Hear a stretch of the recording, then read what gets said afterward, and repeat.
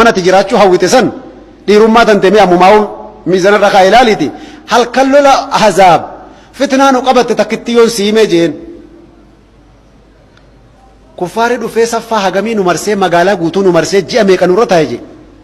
kanyaanni mana keessa dhumate guyyaa sadii nu cufti gartanii beelaan lafa maxxanne je ka qabbanti gartanii nama beelaaf qabbana rabbi walitti hin qajeelchin aamin jaa bara yoo xiqqoo garaan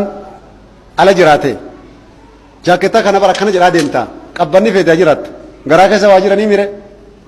yoo laakiin gartanii garaa keessa homaan jiran aboo maal irra qabbanni jette yoo uffata sadii kaa'attellee qilleensuma nagaa kanatti qabbana keessaa qabbanaa'u jira bara inni ala qofaa miti nama beela arge waa arge guyyaa takka gartanii dhagaa garaa irratti dhadhadhee waa na mudattee jennaan dhagaa garaa irratti dhadhu dhabee uffata gartanii ofirraa guuree akkanan maree amaamataan agartee garaa irratti dhadhee homaa naa ba'uu didde warra dhagaa hidhate sanii yaadadhe duuba musaafirummaa ta'u keessatti waan mudatan warra dhagaa takkitti hidhateef warri dhagaa lama walirratti hidhatu jira warra dhagaa takkitti hidhatee ga'uu fi diddee dhagaa lama walirratti hidhatu jira sahabaa rasuulaa keessa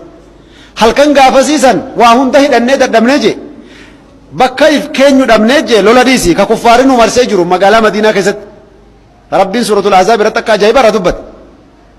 bakka dhagaan gurguddaa jiru garaa keenyatti maxxansinee namuu garaadhaan lafa maxxanee ciifnaa jedha akka qilleensi gartee nuun fuune qilleensa ajaa'ibaa jira je rabbiin suuratul ahzaabitti dubbatee mire qilleensatti qilleensa ajaa'ibaa saniif qabbana san